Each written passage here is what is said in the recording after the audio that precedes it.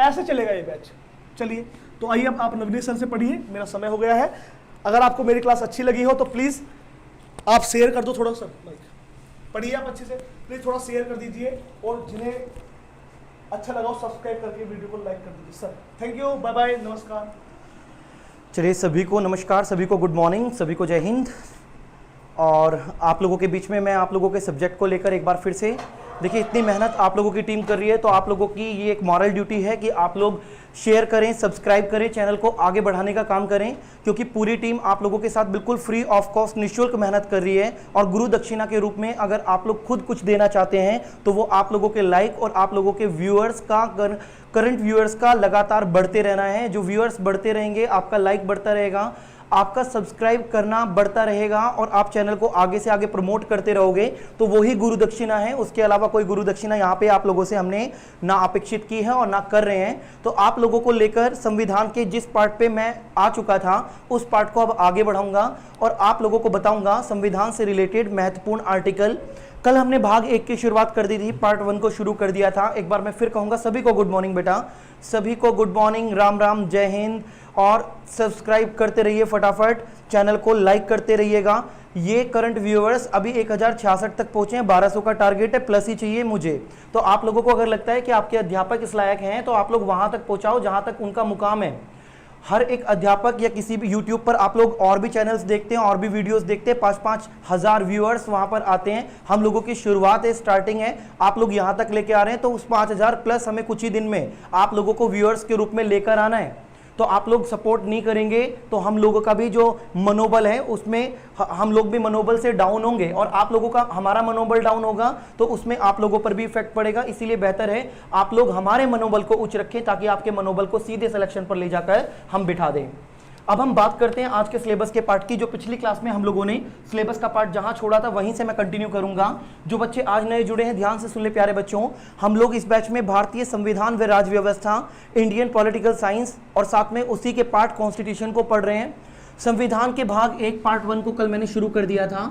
आज मैं भाग 1 को आप लोगों के पास लेके आ रहा हूं ट्रिक के साथ। मैंने कहा था कि एक आर्टिकल आप लोगों के फिंगर टिप्स पे करवाऊंगा और जीएस मैजिशियन, जीएस के जादूगर के रूप में मुझे ऐसे ही नहीं कहा जाता। याद कैसे हम लोग करेंगे, अब अगली 2 से 3 मिनट में आप लोग फटाफट आंसर करोगे। सिर्फ मैं क्वेश्चन आप लोगों से पूछूंगा और आप लोगों का आंसर स्पीड से बढ़ता चला जाएगा, बढ़ता चला जाएगा, बढ़ता चला जाएगा। तो भाग 1 की अगर मैं बात करूं तो सबसे पहले जो नए बच्चे जुड़े हैं वो जान ले कि पार्ट 1 में है क्या बेटा।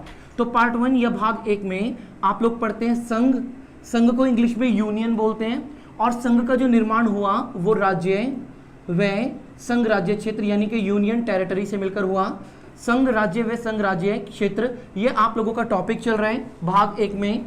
भाग 1 में हम लोग आर्टिकल 1 से लेके 4 तक का अध्ययन करते हैं। जनरल बात क्या है बच्चों सिलेबस में कि अगर मैं भाग 1 की बात करूं, पार्ट 1 की बात करूं तो आप लोगों से एग्जामिनर पूछ लेता है कि जो सिलेबस है, सिलेबस का पार्ट है उसमें आप लोगों की थ्योरी कितनी आती है, ये थ्योरेटिकल पार्ट क्या क्या आता है। तो उस थ्योरेटिकल पार्ट में प्यारे बच्चों आप लोगों से पूछे जाते हैं कुछ क्वेश्चंस, जैसे जब भारत स्वतंत्र हुआ था, इंडिपेंडेंट हुआ था, तो भारत की स्वतंत्रता के बाद भारतीय राज्यों का पुनर्गठन, रीऑर्गेनाइजेशन कैसे हुआ। आप लोगों से पूछा जाता है संघ की परिभाषा, डेफिनेशन ऑफ यूनियन क्या है। आप लोगों से पूछा जाता है संघ की परिभाषा कौन से आर्टिकल में है। आप लोगों से पूछा जाता है संघ किस किस से मिलकर बना। आप लोगों से पूछा जाता है कि भारत में राज्यों के पुनर्गठन के लिए for the reorganisation of state, तो भारत में राज्यों के पुनर्गठन के लिए किस किस समिति का गठन हुआ। भारत में भाषा के आधार पर पुनर्गठन के लिए पहली समिति कौन सी थी। आप लोगों से पूछा जाता है भाषा के आधार पर पुनर्गठित हुआ पहला राज्य कौन सा था। तो ये जितने भी जनरल क्वेश्चन है ये सब आप लोगों के लिए एग्जाम के पॉइंट ऑफ व्यू से बिल्कुल खास हैं। एक एक क्वेश्चन को फिंगर टिप्स पे करवा के जाऊंगा। आज लास्ट तक मेरे साथ वीडियो में मेरे साथ बने रहिएगा। लास्ट तक आप लोगों के फिंगर टिप्स पे आंसर होंगे भाग 1 से जुड़े हुए। भारत के राज्यों का निर्माण, फॉर्मेशन ऑफ न्यू स्टेट और नए संवैधानिक संशोधन, जिसमें आप लोग बांग्लादेश और भारत के कुछ क्षेत्रों का निर्माण और कुछ नए राज्यों का निर्माण, फॉर्मेशन ऑफ न्यू स्टेट देखेंगे। जम्मू कश्मीर राज्य का टूटकर 2 केंद्र शासित प्रदेशों में टूट जाना भी आप लोगों के इसी पार्ट में मैं कवर करवा दूंगा करंट अफेयर के साथ। तो इस पार्ट को करंट अफेयर के साथ जोड़ के चलूंगा। फटाफट वीडियो को शेयर करते रहें बच्चों। तो संघ और संघ राज्य क्षेत्र में आप लोगों ने जो आर्टिकल्स देखे फटाफट फोकस करें। एक आर्टिकल है आपका आर्टिकल 1, एक है आर्टिकल 2, एक है आर्टिकल 3 और एक है आर्टिकल 4। अब याद करने का तरीका, सबसे पहले आप लोग याद रखें, आप अपने देश का संविधान पढ़ रहे हैं, अपने देश का, अपनी कंट्री का संविधान पढ़ रहे हैं, इसीलिए आर्टिकल 1 में आप लोग पढ़ते हैं संघ, संघ का नाम है भारत अर्थात India, Bharat that is India, that is Bharat, Bharat अर्थात इंडिया। तो फोकस कीजिएगा मेरी बात पे। आर्टिकल 1 में क्या है बच्चों? भारत अर्थात India, India that is Bharat. और जब हम बात करते हैं आर्टिकल 2 की और आर्टिकल 3 की, तो आर्टिकल 2 और 3 में एक चीज आप लोगों ने कॉमन पढ़ी थी। वो कॉमन चीज क्या थी? नए राज्य का निर्माण, नए राज्य का निर्माण, नए राज्य का निर्माण, फॉर्मेशन ऑफ न्यू स्टेट। जो बच्चे नए जुड़े हैं, मैं दावे के साथ कह सकता हूं बेटा अभी तक आप लोगों ने ऐसा नहीं पढ़ा होगा। इस चीज को पहले यहां क्लियर करवाऊंगा, फिर मैं आपके नोट्स में नोट करवाऊंगा, दिमाग में याद करवाने के बाद ही नोट बनवाने शुरू करूंगा। आर्टिकल 4 कहता है कि आर्टिकल 2 और 3 से संबंधित जो भी विधि होंगी, जो भी लॉ होगा, संबंधित विधि का निर्माण, फॉर्मेशन ऑफ लॉ, विधि का निर्माण कौन करेगा? संसद करेगी, यानी कि पार्लियामेंट करेगी। तो ये संसद शब्द को सुनने की, अपने कानों में सुनने की आदत डाल लीजिएगा। संसद है क्या, ये मैं आप लोगों को बताऊंगा, आप लोगों को एक एक चीज साथ के साथ समझा के चलूंगा।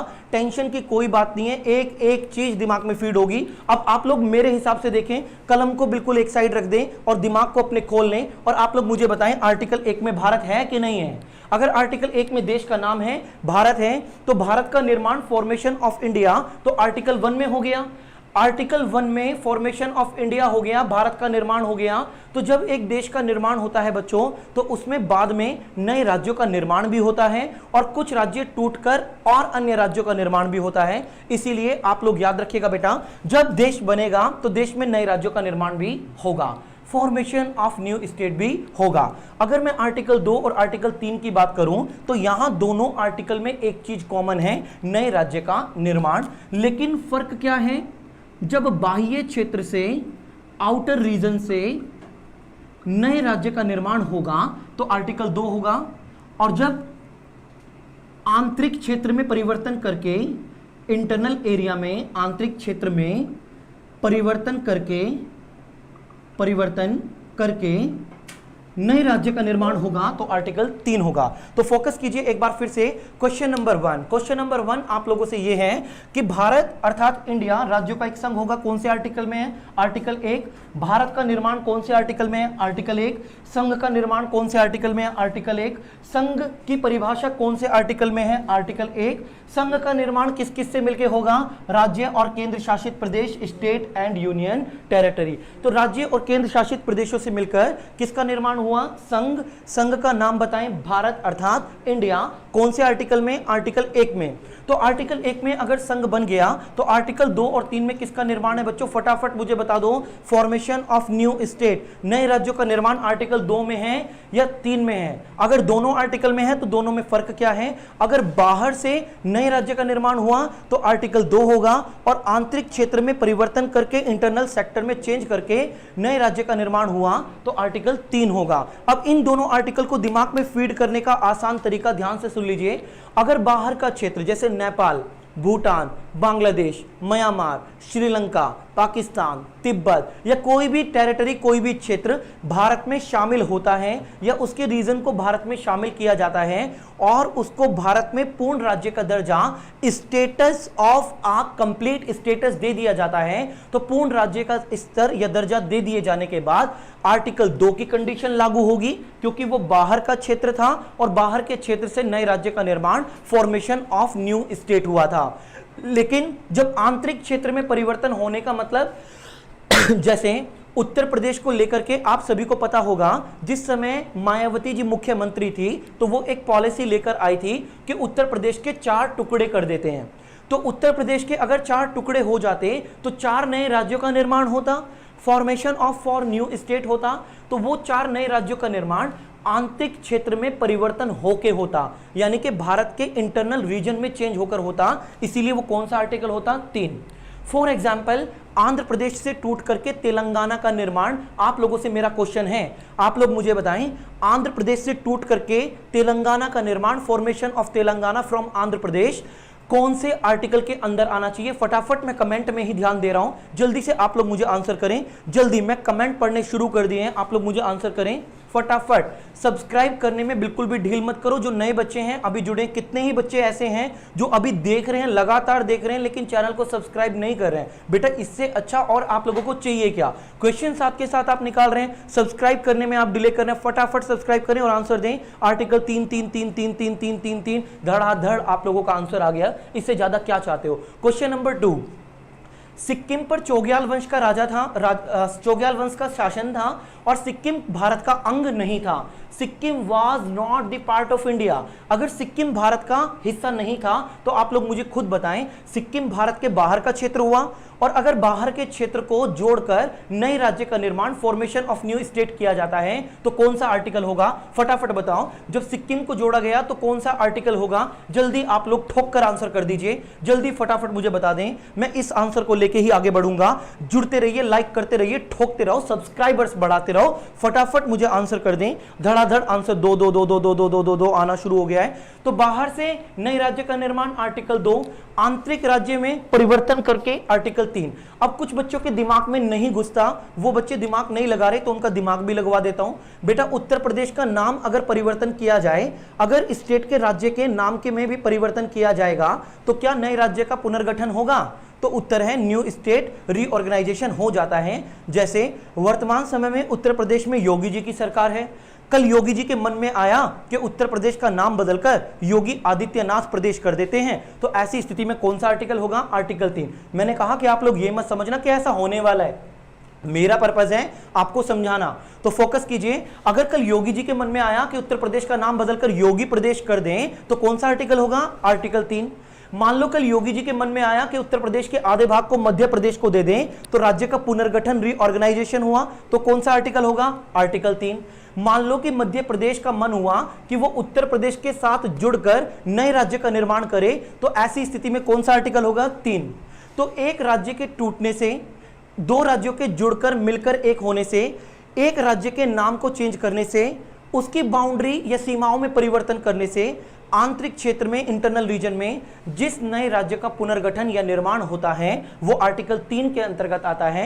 और जब बाहर के क्षेत्र को अंदर शामिल किया जाता है तो वो आर्टिकल 2, आर्टिकल 2 के अंतर्गत आता है। आप लोग समझदार हैं और आंसर फटाफट कर भी रहे हैं। तो आर्टिकल 2 और 3 में नए राज्य का निर्माण हो गया। अभी क्वेश्चनों की झड़ी लगाऊंगा, पूछूंगा आप लोगों से, एक बार फिर दिमाग को जज करूंगा।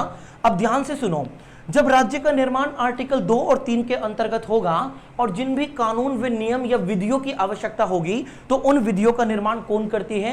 पार्लियामेंट यानी कि संसद। अब कुछ बच्चों के मन में डाउट आएगा कि सर संसद क्या है, तो संसद को लेकर के दिमाग में फिलहाल एक वर्ड डाल लो, किसी किताब में लिखा नहीं मिलने का, लेकिन तुम्हारे दिमाग में लिख रहा हूं बेटा, मेरा खुद का वर्ड है कि संसद भारत के अंदर, ध्यान से सुन लीजिएगा, संसद भारत के अंदर कानून बनाने की फैक्ट्री है। अ फैक्ट्री, संसद भारत के अंदर कानून बनाने की फैक्ट्री है। कमेंट करते रहो, लाइक ठोकते रहो और सब्सक्राइब के लिए भी चैनल को शेयर करते रहो। तो संसद कानून बनाने की फैक्ट्री है। फैक्ट्री में क्या होता है प्यारे बच्चों? फैक्ट्री में होता है प्रोडक्शन यानी कि उत्पादन। तो संसद में प्रोडक्शन यानी कि उत्पादन होता है किसका? कानूनों का। तो कानून का उत्पादन संसद में होगा, पार्लियामेंट में होगा। और इस संसद कानून बनाने की फैक्ट्री के द्वारा जब राज्यों का निर्माण होता है, फॉर्मेशन ऑफ न्यू स्टेट होती है, तो आर्टिकल 4 के अंतर्गत नियमों का या विधियों का निर्माण किया जाता है। तो एक एक चीज आपके दिमाग में सेट की है मैंने, एक एक आर्टिकल को दिमाग में सेट किया है। फटाफट बताएं, भारत कौन से आर्टिकल में है? भारत कौन से आर्टिकल में है? संघ कौन से आर्टिकल में? आर्टिकल 1। नए राज्य का निर्माण अगर बाहर से होगा तो आर्टिकल 2। आंतरिक क्षेत्र में परिवर्तन करके नए राज्य का निर्माण हुआ तो आर्टिकल 3।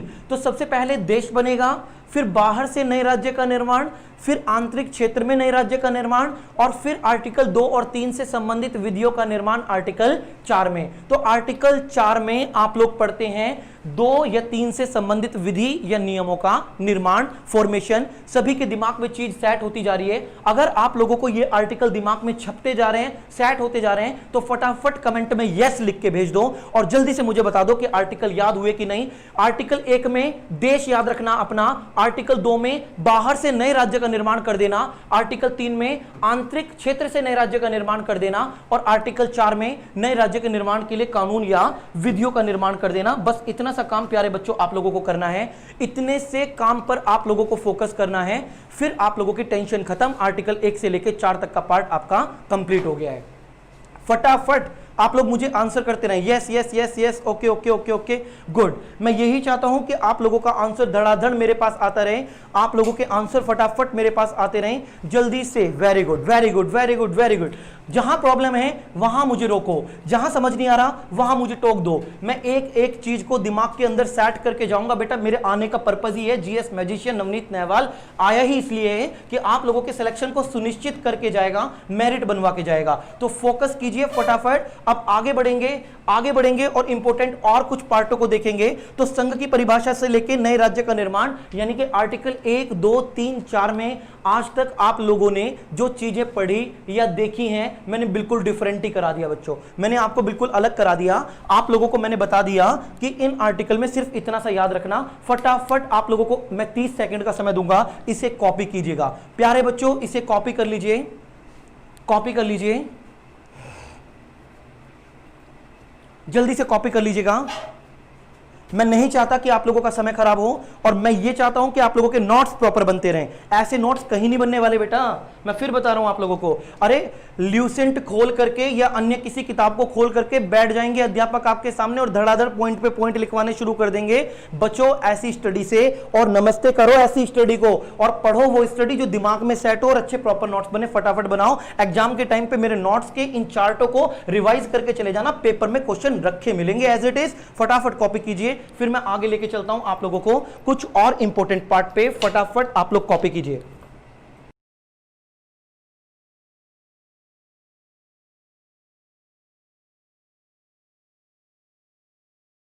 मोहम्मद आसिफ जी रिकॉर्डेड नहीं है बेटा, लाइव चल रहा है आपका। आप क्वेश्चन पूछें, बिल्कुल लाइव चल रहा है, रिकॉर्डेड क्लास नहीं है, लाइव चल रहा है। नवनीत नहवाल आपके सामने लाइव खड़ा है, बिल्कुल लाइव क्लास है। ठीक है बेटा, जल्दी फटाफट कॉपी कीजिए, फिर मैं आगे लेके चलता हूं आप लोगों को। कॉपी करते रहिएगा। आपकी समस्या का समाधान बेटा यही है कि प्रॉपर नोट्स बनते रहें, और प्रॉपर नोट्स के साथ आप लोगों को कोई भी दिक्कत ना आए। फिर कुछ इंपॉर्टेंट चीजों पर हम लोग आगे बढ़ेंगे, और कुछ ऐसी चीजें मैं आप लोगों के सामने लेके आऊंगा जिनको याद करने में कुछ बच्चे कहते हैं कि सर याद नहीं होता। तो आर्टिकल 1 2 3 4 तो आपको याद हो गया, स्पीड बढ़ाओ बेटा फटाफट। तो आर्टिकल 1 2 3 4 आप लोगों ने याद कर लिया। अब आगे बढ़ते हैं बेटा। फटाफट आप लोग वीडियो को सब्सक्राइब करते रहें, लाइक करते रहें, कमेंट करते रहें, शेयर करते रहें। जो बच्चे जल्दी स्पीड से नहीं उतार पाते हैं, इस तरीके के चार्ट का स्क्रीनशॉट लेना सीखो, और जब स्क्रीनशॉट लिया करो तो मैं साइड में खड़ा हो जाऊंगा, मैं भी आपके सामने आ जाऊंगा, स्टेटस पे लगा लेना। तो भाग 1 आर्टिकल 1 से लेकर 4 तक संघ राज्य और संघ राज्य क्षेत्र को हम लोग पढ़ रहे हैं। अब मैं कुछ समस्या या कुछ प्रॉब्लम्स पे आप लोगों को लेके जा रहा हूं, ताकि आप लोगों का इंटरेस्ट और ज्यादा जनरेट हो जाए और ये पार्ट आपको अच्छे से समझ में आ जाए। ध्यान से सुनिएगा बच्चों, आप लोगों ने एक योजना पढ़ी थी 3 जून 1947 में, 1947 में। इस योजना का नाम था माउंट बेटन योजना। प्यारे बच्चों एक बार फिर से मैं आप लोगों को दिमाग में एक चीज सेट करके आगे की कुछ ऐसी समितियां, कमेटी आप लोगों को या आयोग आप लोगों को याद करवाने जा रहा हूं, जिनको याद करते हुए बच्चा कहता है कि सर याद करते हैं भूल जाते हैं। अगली 2 मिनट में आप लोगों को राज्य के निर्माण से संबंधित सारे आयोग दिमाग में सेट ना कर दूं तो जीएस मैजिशियन मत कहना। फोकस कीजिए। 3 जून 1947 को माउंट बेटन योजना आई। इस माउंट बेटन योजना के द्वारा विभाजन हुआ, डिवीजन हुआ। एक हो गया भारत, एक हो गया पाकिस्तान, और इसके अलावा स्वतंत्र यानी कि इंडिपेंडेंट प्रांतों का निर्माण हुआ, प्रोविंसेस बनी। इन स्वतंत्र प्रांतों में से कुछ प्रांत पाकिस्तान में चली गई, कुछ प्रांत भारत के साथ आ गई, तो भारत का निर्माण, फॉर्मेशन ऑफ इंडिया हो गया। तो जब भारत का निर्माण हो गया बच्चों, तो अब सबसे ज्यादा बड़ी समस्या क्या है? सबसे बड़ी समस्या यह है कि भारत को ऊपर से लेके, जम्मू कश्मीर से लेके और आप नीचे केरल तमिलनाडु तक देखोगे तो आप लोगों को भारत में विविधता दिखाई देगी। और जब बचपन में कभी आपने 4वीं 5वीं क्लास में निबंध लिखा होगा तो आप लोगों ने हमेशा लिखा होगा कि भारत एक विविधताओं का देश है। India is a country of disparity. विविधताओं में आप लोगों को अलग अलग भाषा, अलग अलग संस्कृति, अलग अलग सभ्यता के लोग दिखाई देंगे। तो विविधता वाले इस देश में, इतनी सारी भाषा वाले इस देश में किस तरीके से राज्यों का पुनर्गठन किया जाए, स्टेट को किस तरीके से तय किया जाए, कितने राज्यों का निर्माण हो, क्या फॉर्मेशन ऑफ न्यू स्टेट भाषा के आधार पर हो, ये सब प्रश्नवाचक चिन्ह लगे हुए थे।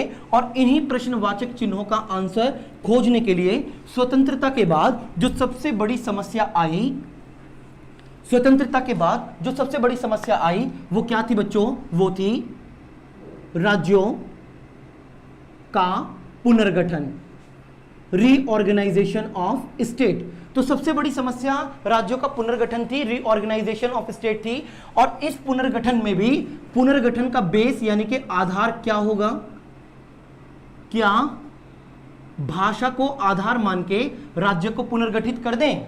इसका मतलब तमिल, तेलुगु, कन्नड़, मलयालम, बोडो, डोगरी, मैथिली, संथाली, नेपाली, मणिपुरी, कोंकणी, हिंदी या अलग अलग भाषाएं जो भी भारत में बोली जाती हैं, उन सभी भाषाओं के आधार पर क्या भारत का निर्माण किया जाए, राज्यों का पुनर्गठन किया जाए? तो इस समस्या के समाधान के लिए सबसे पहले राज्यों का पुनर्गठन करने के लिए कुछ आयोगों का गठन हुआ, कुछ आयोगों का गठन हुआ। इन आयोगों में सबसे पहले 1948 में एस के धर समिति का गठन हुआ। एस के धर कमेटी बनी बच्चों। आप लोगों के सामने पहली कमेटी है, पहली समिति है जिसका नाम है एस के धर समिति। एग्जाम में सीधा क्वेश्चन पूछा जाता है कि भारत में राज्यों के निर्माण के लिए सबसे पहले किस समिति का गठन हुआ? तो उत्तर होगा एस के धर समिति। फटाफट बताओ किस समिति का गठन हुआ? एस के धर समिति। और यह समिति किस वर्ष गठित हुई? 1948। इस समिति का उद्देश्य क्या था? राज्यों का पुनर्गठन। राज्यों का पुनर्गठन किस आधार पर किया जाए? भाषा या अन्य, भाषा या अन्य किसी भी आधार पर राज्य के पुनर्गठन को करने के लिए एस के धर समिति का गठन हुआ। अब जब किसी समिति का गठन होगा तो वो अपनी रिपोर्ट तैयार करेगी। तो एस के धर समिति ने अपनी रिपोर्ट तैयार की और अपनी रिपोर्ट को सौंपा, लेकिन इसकी रिपोर्ट की सिफारिश को माना नहीं गया। तो क्या एस के धर समिति की सिफारिश के आधार पर राज्य का पुनर्गठन, रीऑर्गेनाइजेशन हुआ? तो उत्तर है नहीं हुआ। आप लोगों को याद रखना है एस के धर समिति की सिफारिश के आधार पर राज्यों का पुनर्गठन नहीं हुआ, स्टेट का रीऑर्गेनाइजेशन नहीं हुआ। और याद रखने का सबसे अच्छा तरीका, इनका नाम है एस के धर, और धर शब्द को पकड़ो और याद रखो कि धर समिति की सिफारिश धरी की धरी रह गई, रखी की रखी रह गई, और इसके आधार पर नई राज्यों का पुनर्गठन या भारत में राज्यों का रीऑर्गेनाइजेशन नहीं हुआ। तो इसकी जो सिफारिश थी, सिफारिश कॉपी करते रहना बच्चों, सिफारिश इस तरीके से याद रखें, धरी की धरी रह गई। वैसे रखी की रखी होता है बेटा, धर से धरी मैंने आपको याद करवाया, धरी की धरी रही, यानी कि राज्यों का पुनर्गठन नहीं हुआ। तो फटाफट इसे कॉपी करें। पहला आयोग, सबसे पहला कमीशन एस के धर समिति, एस के धर कमेटी। कॉपी करते रहिए, लाइक ठोकते रहिए। लाइक आप बिल्कुल भी नहीं कर रहे हैं बच्चों, ना आप लोग सब्सक्राइब कर रहे हैं चैनल को। जो बच्चे अभी नए जुड़े हैं पता चल जाता है आप लोगों का, लेकिन आप लोग बेटा सब्सक्राइब नहीं कर रहे हो। आप लोगों को पढ़ने में मजा आ रहा है तो सब्सक्राइब करो। क्वेश्चन मैं आप लोगों को एक बार फिर बता रहा हूं, जब भारत में राज्यों का पुनर्गठन हुआ, रीऑर्गेनाइजेशन ऑफ स्टेट हुआ, एक चीज मेरी बात को ध्यान में रखो बेटा। वैसे तो आप अच्छे लेवल का पढ़ना चाहते हैं, आप चाहते हैं कि स्तर बहुत अच्छा हो, आप लोग चाहते हैं अच्छा अध्यापक पढ़ाएं, आप लोग चाहते हैं अच्छा कंटेंट पढ़ें, तो अच्छा कंटेंट में मिल रहा है, अध्यापक भी अच्छा पढ़ा रहा है, पढ़ने में भी समझ में आ रहा है, फिर आप लोगों को चाहिए क्या? नोट्स साथ के साथ बनवाए जा रहे हैं। तो आप लोग इस चैनल को सब्सक्राइब करते रहिए, लाइक करते रहिए, कमेंट ठोकते रहिए, आगे शेयर करते रहिए और लिखिए राज्यों के पुनर्गठन के लिए जो पहला आयोग बना वो कौन सा था? एस के धर समिति। क्वेश्चन है क्या एस के धर समिति से राज्यों का पुनर्गठन हुआ?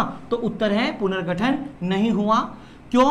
क्योंकि एस के धर समिति की सिफारिश धरी की धरी रह गई और इसने भाषा के आधार पर पुनर्गठन के लिए मना कर दिया। फटाफट कॉपी करते रहें, जल्दी से इसे कॉपी कीजिए प्यारे बच्चों, स्पीड बढ़ा दो, स्क्रीनशॉट ले लो, फटाफट स्पीड बढ़ाओ और आगे बढ़ो। आज सारी समितियां याद करवा के जाऊंगा, याद रखना, याद करवा के जाऊंगा। पुनर्गठन का मतलब क्या है? पुनर्गठन का मतलब है बेटा एक राज्य के क्षेत्र को, सीमा को, नाम को या उसके गठन के आधार को बदल करके चेंज करना। जैसे उत्तर प्रदेश का नाम बदल के अगर योगी प्रदेश कर दिया तो वो पुनर्गठन, रीऑर्गेनाइजेशन कहलाएगा। उत्तर प्रदेश से टूट करके उत्तरांचल और फिर उत्तराखंड कहलाया, उत्तराखंड का निर्माण हुआ, वो भी राज्य का पुनर्गठन था। इसी तरीके से आप लोग पढ़ते हैं बंबई प्रांत टूट के महाराष्ट्र का निर्माण हुआ और ऊपर गुजरात का निर्माण हुआ, वो भी राज्य का पुनर्गठन था। इसी तरीके से जो प्रांत टूटकर नए राज्य बने वो राज्यों का पुनर्गठन या रीऑर्गेनाइजेशन होता है। गुड बेटा, बहुत बढ़िया, इसी स्पीड के साथ करते रहो और फिर देखो कमाल, जादू तो अभी शुरू हुआ है। तो पहली समिति पहले आयोग के रूप में आप लोगों ने पढ़ा एसके धर समिति को, और दूसरी अगर मैं बात करूं बच्चों, प्यारे बच्चों, तो दूसरी कमेटी, दूसरी समिति की जब हम बात करते हैं तो यहां पर समिति का नाम ध्यान से सुनिएगा, JVP समिति, JVP समिति। और इसका गठन, इसका एस्टेब्लिशमेंट भी कब हुआ बच्चों? 1948। तो 1948 में राज्यों के पुनर्गठन की समस्या का समाधान करने के लिए एक और नई समिति आई जिसका नाम है जेवीपी समिति। आपके एसएससी, आपके पीसीएस लोअर सबऑर्डिनेट एग्जाम में यह क्वेश्चन पूछा गया, जेवीपी समिति का, ध्यान से सुन लीजिएगा, जेवीपी समिति का पूरा नाम क्या है, जेवीपी समिति में कौन कौन सदस्य शामिल हैं, जेवीपी कमेटी के मेंबर्स के नाम आप लोगों से पूछे गए। तो यहां जे से आप लोग याद रखेंगे जवाहरलाल नेहरू को, जवाहरलाल नेहरू को याद रखें, और वी से आप लोग याद रखेंगे वल्लभ भाई पटेल को, वल्लभ भाई पटेल को। और तीसरा नाम आप लोगों के लिए काम का है, पी से आप लोग याद रखेंगे पट्टाभी सीतारमैया, पट्टाभी सीतारमैया। ये तीन नाम आप लोगों के लिए काम के हैं। तो तीन व्यक्तियों ने मिलकर के, एक का नाम है सरदार वल्लभ भाई पटेल, जवाहरलाल नेहरू और पट्टाभी सीतारमैया। इन तीन व्यक्तियों ने मिलकर के एक समिति का गठन किया, और इस समिति के गठन का उद्देश्य भी क्या था? प्यारे बच्चों, एक बार फिर कह रहा हूं, ये इंपॉर्टेंट खास क्वेश्चन है, आप लोग बढ़ते रहिए, ध्यान से सुनते रहिएगा मेरी बात को। आपके एग्जाम में डायरेक्ट क्वेश्चन पूछा जाता है कि जेवीपी समिति का गठन कब हुआ, तो उत्तर है 1948 में। आपसे पूछा जाता है जेवीपी समिति का गठन क्यों हुआ, तो उत्तर है राज्यों के पुनर्गठन के लिए। आप लोगों से पूछा जाता है जेवीपी समिति के सदस्य कौन थे, तो आप लोगों का उत्तर है जवाहरलाल नेहरू, वल्लभ भाई पटेल, पट्टाभी सीतारमैया। ये तीनों ही व्यक्तित्व काम के हैं। तीनों व्यक्तियों से मिलकर के कौन सी समिति का गठन हुआ बच्चों? जेवीपी समिति। और जेवीपी समिति का गठन 1948 में हुआ। तो अब आप लोगों से अगला क्वेश्चन मैं पूछता हूं, क्या ये राज्यों का पुनर्गठन कराने में सफल हो पाई? तो आप लोग लिखेंगे असफल, यानी कि अनसक्सेसफुल। इसके द्वारा भी राज्यों का पुनर्गठन या रीऑर्गेनाइजेशन ऑफ स्टेट नहीं हो पाया। क्यों नहीं हो पाया? अब थोड़ा सा दिमाग से सोचो। आप लोग जवाहरलाल नेहरू की जगह आके बैठिएगा। जवाहरलाल नेहरू को स्वतंत्र भारत के प्रधानमंत्री का पद चाहिए। ये चाहते हैं कि स्वतंत्र भारत के, इंडिपेंडेंट इंडिया के प्रधानमंत्री बन जाएं। और अगर ये स्वतंत्र भारत के, ये इंडिपेंडेंट इंडिया के प्रधानमंत्री बनेंगे तो उसके लिए इन्हें पूरे भारत के सभी राज्यों की सपोर्ट चाहिए।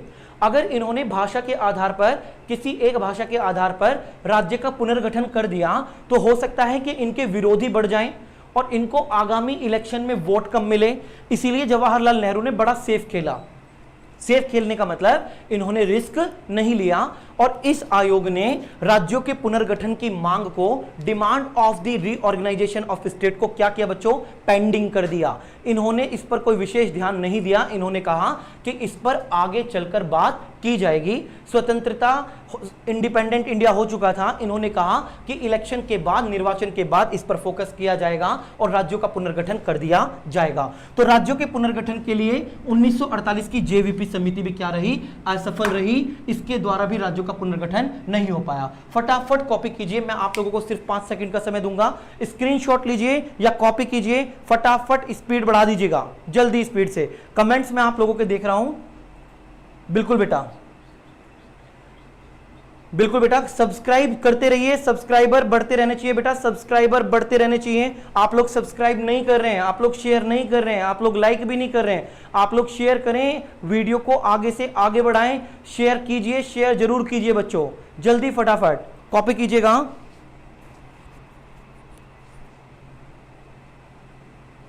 बिल्कुल बेटा, न्यू स्टेट के पुनर्गठन के लिए बहुत बढ़िया, इसी तरीके से पढ़ते रहो। फटाफट बच्चों कॉपी कर दिए।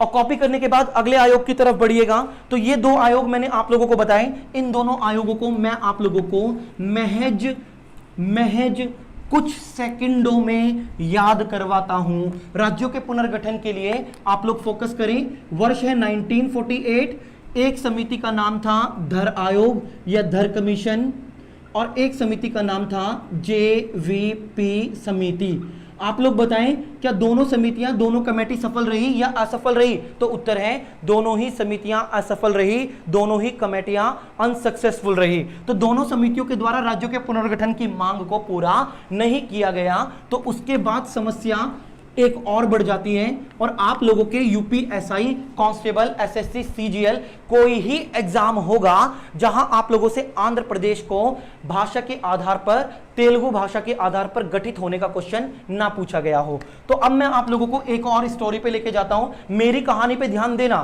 कहानी में याद करवा के जाऊंगा, दिमाग में बिठा के जाऊंगा, दिमाग से इस तरीके से क्वेश्चन को चिपका दूंगा कि एग्जाम में जब गोले भरोगे तो मेरी आवाज सुनाई देगी, और गोला भरना है तो भरना है। फोकस करें यहां पर आप लोग। एक और कंडीशन हम लोग लेके चलते हैं। अब यहां पर एक स्टेट है बेटा, स्टेट का नाम है आंध्र प्रदेश।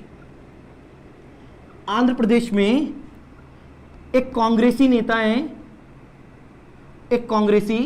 है, इन नेता का नाम है श्री रामुलु। कांग्रेसी नेता श्री रामुलु एक डिमांड करते हैं, मांग करते हैं। इनकी मांग है तेलुगु भाषा के आधार पर आंध्र प्रदेश का पुनर्गठन, रीऑर्गेनाइजेशन ऑफ आंध्र प्रदेश। आंध्र प्रदेश का पुनर्गठन कौन सी भाषा के आधार पर? फटाफट मुझे बताएं। तेलुगु भाषा के आधार पर आंध्र प्रदेश का पुनर्गठन कौन चाहते हैं? श्री रामुलु कौन सी पार्टी के नेता हैं? कांग्रेसी नेता हैं, और ये किसका पुनर्गठन चाह रहे हैं? आंध्र प्रदेश। तो इसी दौरान एक कहानी शुरू होती है वर्ष 1952 में, 1952 में, बल्कि 1952 के भी लास्ट में, दिसंबर में एक कहानी शुरू हुई। श्री रामुलु चाहते हैं, इनकी डिमांड है कि तेलुगु भाषा के आधार पर आंध्र प्रदेश का पुनर्गठन हो। तो इनकी मांग पर कोई ध्यान नहीं दिया जाता। तो जब मांग पर ध्यान नहीं दिया जाएगा तो ये बैठ जाएंगे बच्चों भूख हड़ताल पर, और भूख हड़ताल से इनकी मृत्यु हो गई।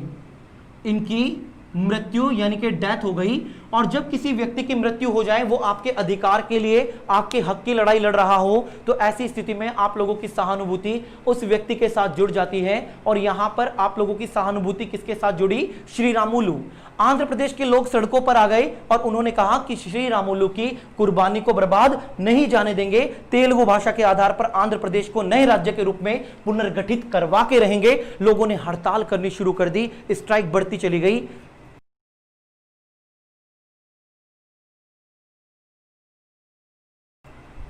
ये मांग बढ़ती चली गई। और ऐसा ही एक सटीक उदाहरण आप लोग करंट अफेयर में देख सकते हैं अमेरिका के अंदर। अमेरिका में जो अश्वेत को लेकर के यह आंदोलन चल रहा है, और इससे पहले वर्ष 1970 के दशक में जो अश्वेत नारीवाद को लेकर के आंदोलन चला था, ऐसा ही आंदोलन आप लोगों को आंध्र प्रदेश में दिखाई दिया। आंध्र प्रदेश में राज्य के पुनर्गठन की डिमांड की गई तेलुगु भाषा के आधार पर। इस मांग को स्वीकार नहीं किया गया तो श्री रामुलु भूख हड़ताल पर बैठ गए। भूख हड़ताल पर इनकी मृत्यु हो गई। हजारों लाखों लोग सड़कों पर आ गए और उन्होंने सड़कों पर आकर कहा कि श्री रामुलु की कुर्बानी को बर्बाद नहीं जाने देंगे और आंध्र प्रदेश को भाषा के आधार पर नए राज्य के रूप में पुनर्गठित कर ही मानेंगे। तो जब लोगों ने एक आंदोलन, एक आवाज उठानी शुरू कर दी, तो यहां पर ध्यान से सुनिएगा, एक आयोग का गठन हुआ। एक आयोग का गठन हुआ जिस आयोग का नाम था बच्चों फजल अली आयोग। फजल अली आयोग। और यह आयोग किस वर्ष आया प्यारे बच्चों? यह आयोग आया 1953। 1953 में फजल अली कमीशन आया, फजल अली आयोग आया। और इस फजल अली आयोग के द्वारा आंध्र प्रदेश राज्य को तेलुगु भाषा के आधार पर, तेलुगु भाषा के आधार पर पुनर्गठित कर दिया गया, पुनर्गठित कर दिया गया, रीऑर्गेनाइज कर दिया गया। और आपके एग्जाम में क्वेश्चन बन गया कि भाषा के आधार पर पुनर्गठित पहले राज्य का नाम बताएं, तो उत्तर निकल के आता है प्यारे बच्चों आंध्र प्रदेश। फटाफट कॉपी कीजिए, फटाफट स्पीड से कॉपी कीजिएगा। तब तक मैं आप लोगों के कुछ कमेंट्स ले रहा हूं, आप लोग कॉपी करने पे फोकस करें, जल्दी स्पीड से बेटा। विजेंद्र कुमार जी, श्री रामुलु की जो कुर्बानी थी, आप लोग बिल्कुल ना रोए, परेशान ना होएं, वो कुर्बानी बिल्कुल भी वेस्ट नहीं गई। उन्होंने अपनी कुर्बानी को जाया नहीं जाने दिया। लोगों ने तेलुगु भाषा के आधार पर आंध्र प्रदेश का पुनर्गठन करवा के माने।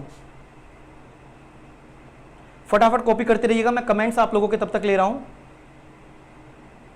बिल्कुल बेटा, 59वें दिन डेथ हो गई थी इनकी और भाषा के आधार पर आंध्र प्रदेश का गठन हुआ, यह पहला राज्य था।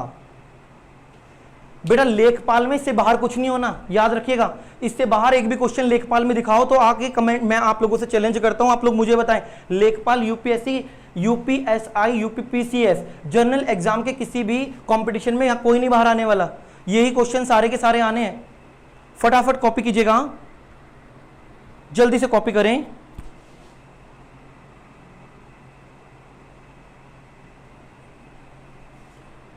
फटाफट कॉपी कीजिए,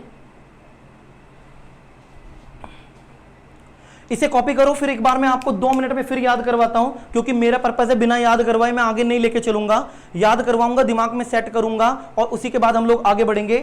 सब्सक्राइब करते रहो, लाइक करते रहो।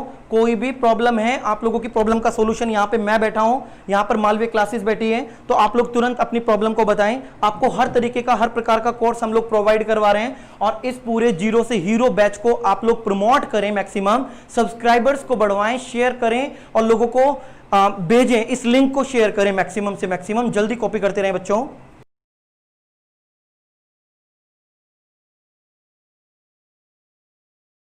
इसी के जस्ट बाद आप लोगों की करंट अफेयर की क्लास आकाश सर लेने के लिए आ रहे हैं, तो करंट अफेयर की क्लास भी इसके बाद बैक टू बैक आप लोगों की हो जाएगी।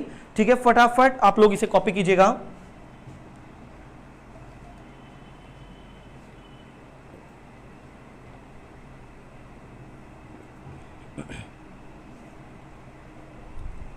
स्पीड बढ़ाइए बच्चों।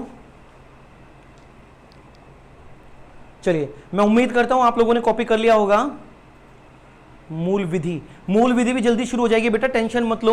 मूल विधि 10 से 12 दिन, 10 से 12 घंटे का सिलेबस है आप लोगों का, ज्यादा टाइम का सिलेबस नहीं है। उस सिलेबस को चुटकियों में उड़वा देंगे, एक एक धारा जो काम की है सब याद करवा दिया जाएगा। आईपीसी, सीआरपीसी या जो भी आप लोगों का एक्ट होगा, चाहे कंज्यूमर प्रोटेक्शन एक्ट हो, एनवायरमेंटल प्रोटेक्शन एक्ट हो या किसी भी एक्ट से रिलेटेड आप लोगों का क्वेश्चन पूछा जाएगा, मैं सब आप लोगों को रेडी करवाऊंगा। फटाफट आप लोग इसे कॉपी कीजिए। अगर आप लोगों ने कॉपी कर लिया है, फटाफट मेरे साथ आएं और आंसर दें। क्वेश्चन नंबर 1, भाषा के आधार पर निम्नलिखित में से किस राज्य का पुनर्गठन सबसे पहले हुआ? आप लोग बताएं, भाषा के आधार पर कौन सा राज्य पुनर्गठित हुआ? जल्दी बताएं बेटा, जल्दी फटाफट स्पीड से बताएं, क्वेश्चन आना चाहिए। जल्दी जल्दी आंसर, क्वेश्चन का आंसर सॉल्यूशन दो।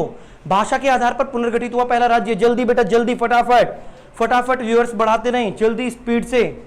भाषा के आधार पर पुनर्गठित हुआ पहला राज्य, जल्दी बढ़ाएं बेटा। Very good, Andhra Pradesh, Andhra Pradesh, Andhra Pradesh. बच्चों का आंसर आने लगा है। क्वेश्चन नंबर 2, आंध्र प्रदेश कौन सी भाषा के आधार पर पुनर्गठित किया गया? जल्दी से उत्तर कीजिएगा बच्चों। आंध्र प्रदेश कौन सी भाषा के आधार पर पुनर्गठित हुआ? स्पीड बढ़ा दो जल्दी से, स्पीड बढ़ा दो जल्दी से, फटाफट। कौन सी भाषा के आधार पर, कौन सी भाषा के आधार पर? जल्दी से, मैं कमेंट्स पढ़ रहा हूं आप लोगों के, जल्दी जल्दी जल्दी जल्दी। कौन सी भाषा के आधार पर? Very good, Telugu Telugu Telugu Telugu. Speed इसी तरीके से बढ़ा दो। तेलुगु भाषा के आधार पर पुनर्गठित हुआ पहला राज्य आंध्र प्रदेश। कौन से वर्ष गठित हुआ? यही 3 क्वेश्चन खास हैं। कौन से वर्ष गठित हुआ? जल्दी उत्तर दें। कौन से वर्ष गठित हुआ? जल्दी फटाफट बताएं, फटाफट बताइएगा, कौन से वर्ष गठित हुआ?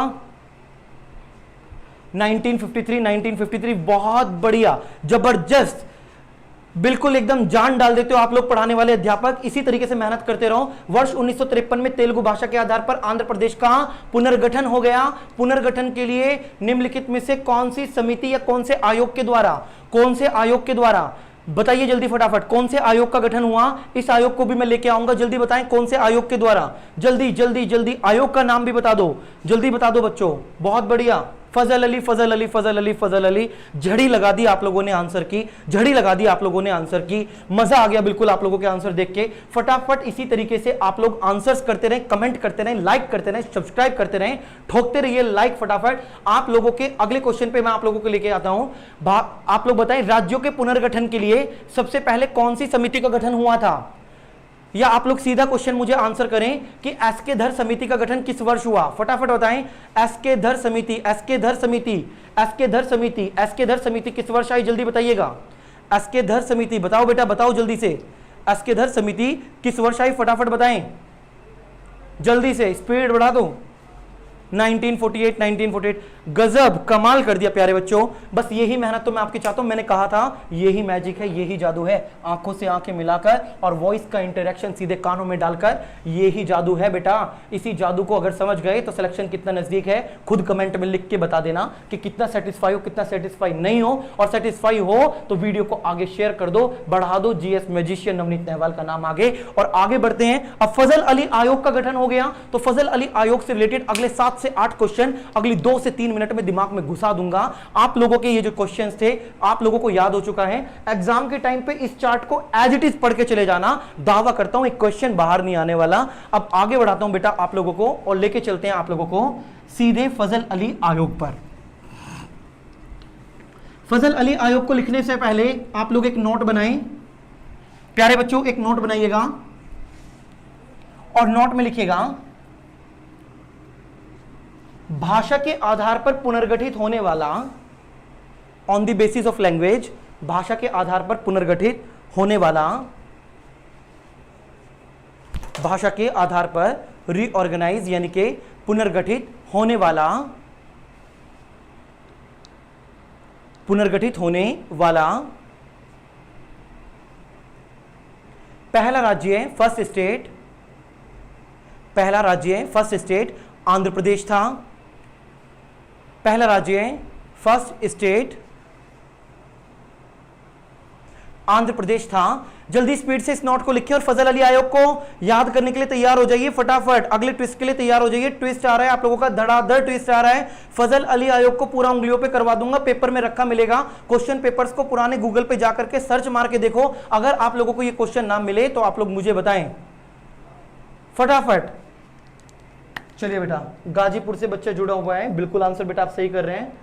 सभी का आंसर, हे गुरुदेव आप हम गरीबों के लिए बेटा भगवान तो ऊपर बैठा है, हम आप लोगों का साथ देने के लिए यहां पर हैं। और याद रखिएगा आप लोग गरीबों के लिए भगवान जरूर बनिएगा जब आप लोगों का सिलेक्शन हो जाए। मैं लेकर चलता हूं आप लोगों को आयोग पर। फोकस करें जल्दी फटाफट। व्यूअर्स बढ़ते रहें, लाइक बढ़ते रहें, कमेंट बढ़ते रहें। ध्यान से सुनिएगा। अगर मैं बात करूं बेटा एक आयोग की तो आयोग का नाम है फजल अली आयोग। एग्जाम का क्वेश्चन यहीं से शुरू हो जाता है कि फजल अली आयोग का जो गठन था, एस्टेब्लिशमेंट था, वो कब हुआ? तो फजल अली आयोग का गठन हुआ वर्ष 1953 में, 1953 में। फजल अली आयोग में कुल 3 सदस्य थे बेटा, 3 मेंबर थे। एक तो फजल अली खुद थे, फजल अली खुद थे। एक के एम पणिक्कर थे, ये इसके मेंबर है बेटा, के एम पणिक्कर, फजल अली। और एक थे हृदयनाथ कुंजरू, हृदयनाथ कुंजरू। तो 3 मेंबर से मिलकर के एक आयोग का गठन हुआ वर्ष 1953 में। आयोग का नाम था फजल अली आयोग। एक बार फिर फोकस कीजिएगा बेटा, फजल अली आयोग का गठन किस वर्ष हुआ? 1953 में। इसमें कुल कितने सदस्य थे? 3 सदस्य थे। तीनों सदस्यों की अगर हम बात करें तो पहला फजल अली, दूसरा के एम पणिक्कर, तीसरा हृदयनाथ कुंजरू। इन 3 मेंबर से मिलकर 1953 में एक आयोग का गठन हुआ। अब बात करते हैं इसका उद्देश्य क्या था। राज्यों का पुनर्गठन, रीऑर्गेनाइजेशन ऑफ स्टेट। और राज्यों के पुनर्गठन के लिए इसने एक आधार स्वीकार किया, भाषा को स्वीकार किया, लैंग्वेज को, यानी कि भाषा के आधार पर पुनर्गठन को स्वीकार किया। और इसने, यहां तक का पार्ट खत्म बेटा, इसने अपनी रिपोर्ट 1955 में सौंपी। इसी रिपोर्ट के आधार पर संविधान में कॉन्स्टिट्यूशन में 7वां संशोधन हुआ, 7th अमेंडमेंट हुआ, 7वां संशोधन 1956 में हुआ, 1956 में हुआ। और इसी 1956 में इस संशोधन के द्वारा राज्य पुनर्गठन आयोग की स्थापना हुई, establishment of state reorganisation commission, राज्य पुनर्गठन आयोग की स्थापना हुई। और भारत की एक नई डेफिनेशन निकल कर आई। वो भारत की नई डेफिनेशन क्या थी बच्चों? वो भारत की नई डेफिनेशन थी भारत 14+6, 14 राज्य और 6 केंद्र शासित प्रदेशों से मिलकर भारत की नई डेफिनेशन, नई परिभाषा निकलकर सामने आई। तो ये पूरा पार्ट आप लोगों के लिए कितना काम का है? आप लोग समझदार हैं, आप लोग बढ़ चुके हैं आगे, आप लोग समझदारी के साथ समझते जा रहे हैं कि किस तरीके से मैं 20-20 क्वेश्चंस को, 15-15 क्वेश्चन को एक ही चार्ट के थ्रू आप लोगों के क्लियर करवा रहा हूं। एक चार्ट से आप लोग 15 से 20 क्वेश्चन के पार्ट को फटाफट धड़ाधड़ किस तरीके से करते जा रहे हैं, कितनी जल्दी आप लोगों को याद हो रहा है, इस चीज की इंपॉर्टेंस को आप लोग समझते जा रहे हैं। तो फोकस कीजिएगा। फजल अली आयोग का गठन कब हुआ? 1953। फजल अली आयोग का उद्देश्य क्या था? राज्यों का पुनर्गठन, स्टेट का रीऑर्गेनाइजेशन। फजल अली आयोग कितने मेंबर से मिलकर बना? 3 सदस्यों से। पहला फजल अली, दूसरा के.एम. पणिक्कर, तीसरा हृदयनाथ कुंजरू। इसने अपनी रिपोर्ट किस वर्ष प्रस्तुत की? 1955। इसकी रिपोर्ट में के आधार पर, इसकी रिपोर्ट के बेस पर क्या हुआ? संविधान में 7वां संशोधन। तो क्वेश्चन यह भी पूछा जाता है कि भारतीय संविधान का 7वां संशोधन किस चीज से संबंधित है? तो उत्तर है राज्यों के पुनर्गठन, रीऑर्गेनाइजेशन ऑफ स्टेट। फटाफट से ठोक दो इसे और एग्जाम के एक एक क्वेश्चन पर फोकस रखिएगा। जल्दी से इसे कॉपी करें।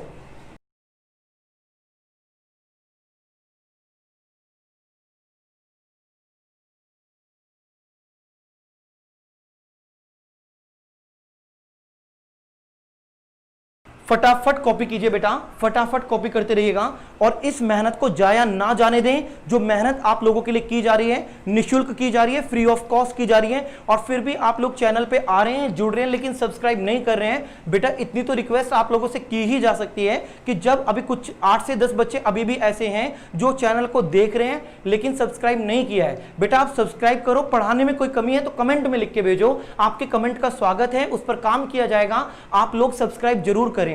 मेहनत इतनी अध्यापक आप लोगों के लिए कर रहा है जिसमें अध्यापक का कोई निजी स्वार्थ आर्थिक नहीं है। आप लोगों को फ्री ऑफ कॉस्ट पढ़ाया जा रहा है। फटाफट इस चीज को कॉपी करें प्यारे बच्चों, जल्दी से कॉपी करें, समझिएगा। फिर मैं आप लोगों से दावे के साथ कहता हूं कि आज मैंने आपके 50 क्वेश्चन तैयार करवा दिए, 50 क्वेश्चन तैयार करवा दिए। अभी मैं इन क्वेश्चनों को आपके मुंह से निकलवा दूंगा। इस चार्ट को फटाफट कॉपी कर दो। 50 क्वेश्चन आप लोगों के तैयार करवा दिए मैंने, जो हिस्ट्री में भी आते हैं, स्वतंत्रता के बाद भारत में भी आते हैं, जो आप लोगों के संविधान में भी आते हैं और राज्यों के पुनर्गठन में भी आते हैं। उन क्वेश्चनों को आप लोगों ने इतनी आसानी से तैयार कर लिया कि आप लोगों को खुद नहीं पता चला कि हमारे क्वेश्चन तैयार हो गए। नोट कर लिया, वेरी गुड बेटा।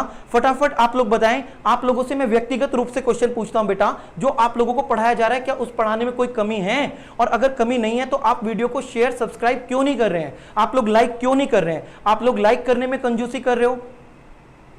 फटाफट आप लोग करते रहें, लाइक करते रहें, कमेंट करते रहें बेटा,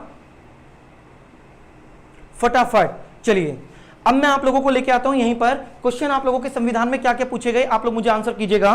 क्वेश्चन नंबर 1, भारतीय संविधान में 7वें संशोधन के द्वारा 7th कॉन्स्टिट्यूशनल अमेंडमेंट के द्वारा क्या जोड़ा गया या किसका गठन किया गया?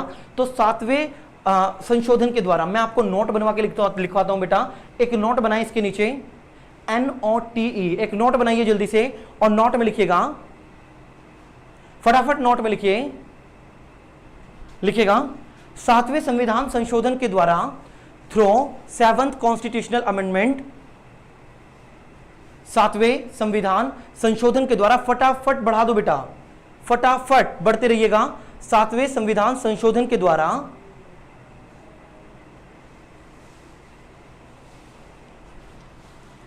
राज्य पुनर्गठन आयोग का गठन हुआ, establishment of state reorganisation commission, राज्य पुनर्गठन आयोग का गठन हुआ।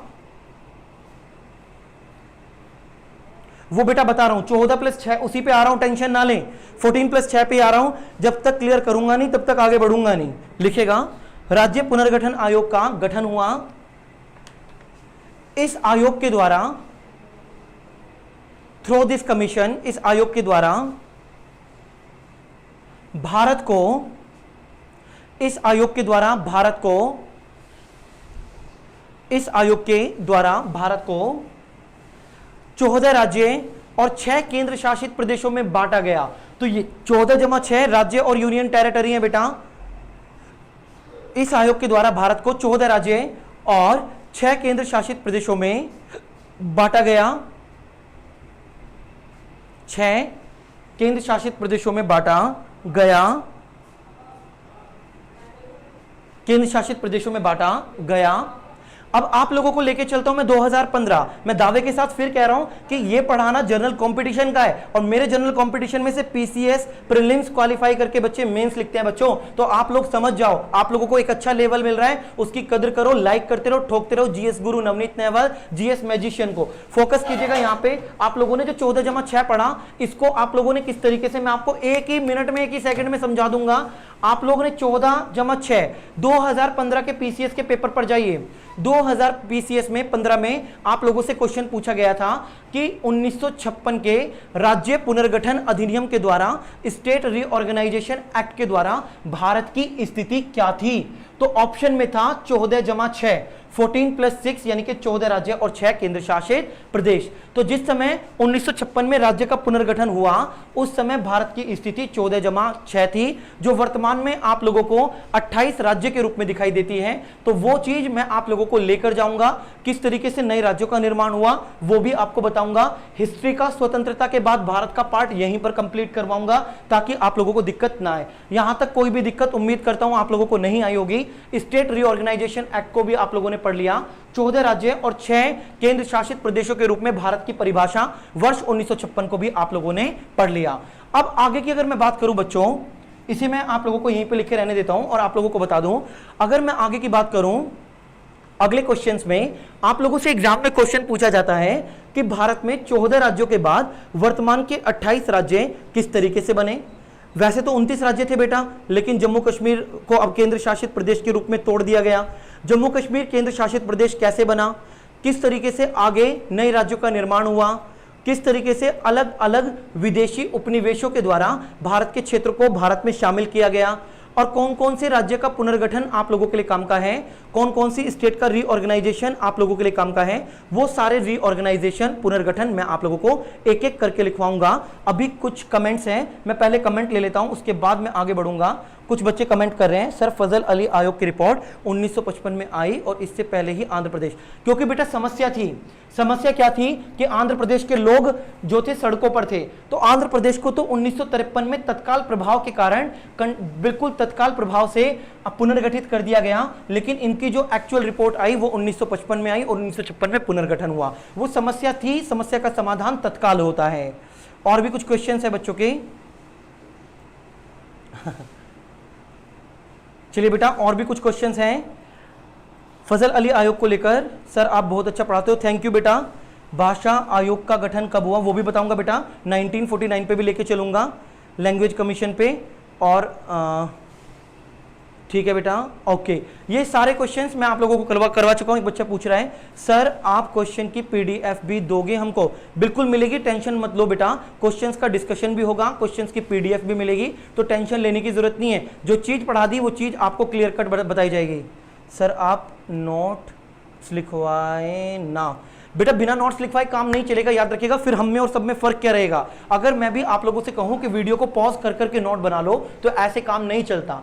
आप लोग सुन लीजिए, समझ लीजिए, 2 दिन सिलेबस होने में बेशक फालतू लग जाए, नोट्स क्लास के क्लास में बनाओ, याद क्लास के क्लास में करो, सिलेक्शन की श्योरिटी अपनी क्लास के क्लास में लो।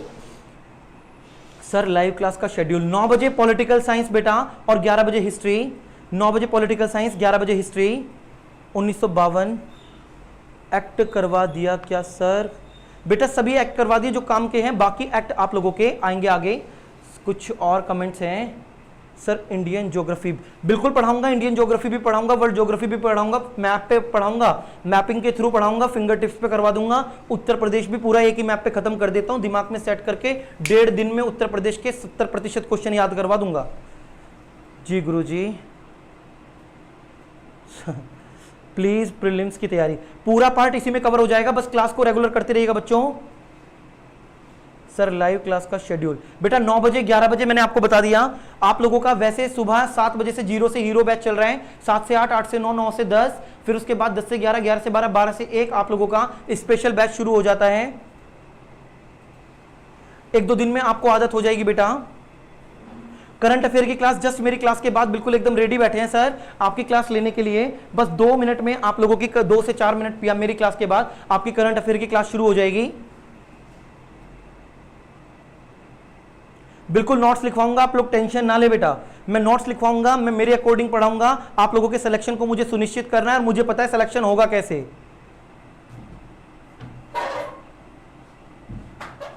बिल्कुल बेटा, नोट्स बनाओगे तुरंत क्वेश्चन याद हो जाएगा। आप लोग समझदार हैं और आप लोगों ने करा भी। और देखो अभी 2 मिनट में मैं आप लोगों के मुंह से निकलवा देता हूं। फोकस कीजिएगा मेरी बात पर, ध्यान से सुनिएगा। वर्ष 1948 में कौन से आयोग का गठन हुआ, जल्दी बताएं। 1948 में राज्यों के पुनर्गठन के लिए सबसे पहले कौन सा आयोग आया, जल्दी बताओ, फटाफट आंसर करो, स्पीड से आंसर कीजिए, जल्दी फटाफट आंसर करें। अस्केधर समिति, वेरी गुड बेटा। अस्केधर कमेटी विफल रही, जेवीपी समिति विफल रही, बाद में फाइनली जो सफल रही वो आप लोगों को मैं लिखवा चुका हूं। एक एक चीज आप लोगों के लिए खास है, इंपॉर्टेंट है जो मैंने लिखवाई। अब इसके बाद मैं आप लोगों को लेके चलूंगा कुछ नए राज्यों का निर्माण, फॉर्मेशन ऑफ न्यू स्टेट पर। तो आप लोग पैराग्राफ चेंज करें और एक हेडिंग बनाइए बेटा, एक हेडिंग बनाइएगा, हेडिंग बनाइएगा, भारत में नए राज्यों का निर्माण, या आप लोग हेडिंग बना सकते हैं 1956 के बाद, आफ्टर 1956 नए राज्यों का निर्माण, formation of new state after 1956। फटाफट हेडिंग बनाइएगा बेटा, वर्ष 1956 के बाद नए राज्य का निर्माण, नए राज्य का निर्माण। तो जो नए राज्य के निर्माण का क्रम है वो कब से शुरू हुआ प्यारे बच्चों। पहला पार्ट आप लोगों को मैं लिखवाऊंगा बंबई। बंबई की एक बात की जाए बेटा, उस समय बंबई जो थी वो एक प्रांत थी और सबसे पहले इसी बंबई प्रांत का विभाजन हुआ, इसका पुनर्गठन हुआ, रीऑर्गेनाइजेशन हुआ और बंबई प्रांत का पुनर्गठन करके, इसका रीऑर्गेनाइजेशन करके 2 नई स्टेटों का निर्माण होगा, फॉर्मेशन ऑफ 2 न्यू स्टेट। एक का नाम होगा महाराष्ट्र, एक का नाम होगा गुजरात। तो आज आप लोग जो महाराष्ट्र और गुजरात राज्य को पढ़ते हैं, तो महाराष्ट्र और गुजरात राज्य का जो अस्तित्व है बच्चों वो कब आया, वो आया 1956 के बाद, वर्ष 1960 में। तो 1960 में बंबई प्रांत का पुनर्गठन हुआ, रीऑर्गेनाइजेशन हुआ और मराठी भाषी लोगों के लिए महाराष्ट्र और गुजराती भाषी लोगों के लिए गुजरात का निर्माण हुआ। फटाफट कॉपी करो, आप लोगों को ज्यादा दिमाग नहीं लगाना, कम से कम लिखना है, फटाफट कॉपी कीजिएगा बेटा।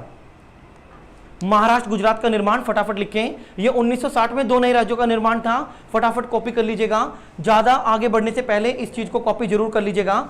वर्ष 1960 में बंबई से महाराष्ट्र और गुजरात का निर्माण, महाराष्ट्र और गुजरात का निर्माण। फिर फटाफट आगे बढ़ें, अगले पॉइंट पे आएं और लिखिएगा 10वें संविधान संशोधन के द्वारा, अगला पॉइंट लिखिए बच्चों, 10वें संविधान संशोधन के द्वारा, 10वें संविधान संशोधन के द्वारा वर्ष 1961 में, 1961 में दादरा व नागर हवेली,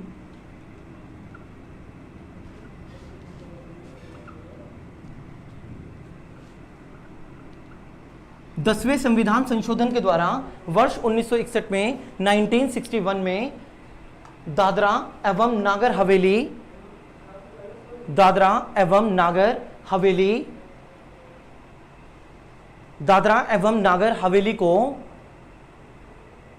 हवेली को पुर्तगाली शासन से मुक्त करा के, फटाफट स्पीड से लिखिए बेटा,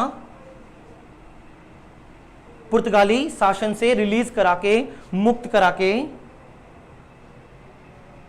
पुर्तगाली शासन से मुक्त करा के, रिलीज करा के केंद्र शासित प्रदेश के रूप में शामिल किया गया। एज अ यूनियन टेरिटरी केंद्र शासित प्रदेश के रूप में शामिल किया गया। नहीं आकाश गौतम जी, हम आपके कमेंट्स पढ़ते हैं बेटा। पुर्तगाल से छीन लिया गया, बिल्कुल राहुल, पुर्तगाल से छीन लिया गया था और दादर नागर हवेली केंद्र शासित प्रदेश के रूप में शामिल हुआ 1961। ये 10वां संविधान संशोधन पेपर में कई बार पूछ रखा है बेटा, इस पर विशेष ध्यान रखिएगा। इसके बाद आगे बढ़ते हैं बच्चों, पैराग्राफ चेंज करें, लिखेगा वर्ष 1962 में 1962 में 1962 में गोवा, दमन व दीव, गोवा, दमन व दीव को वर्ष 1962 में 1962 में गोवा, दमन व दीव को केंद्र शासित प्रदेश के रूप में एज अ यूनियन टेरिटरी, केंद्र शासित प्रदेश के रूप में, केंद्र शासित प्रदेश के रूप में, बिल्कुल बेटा लोकेश जी, कल से रेगुलर रहना, सिलेक्शन लेना है तो। गोवा, दमन और दीव को केंद्र शासित प्रदेश के रूप में शामिल किया गया,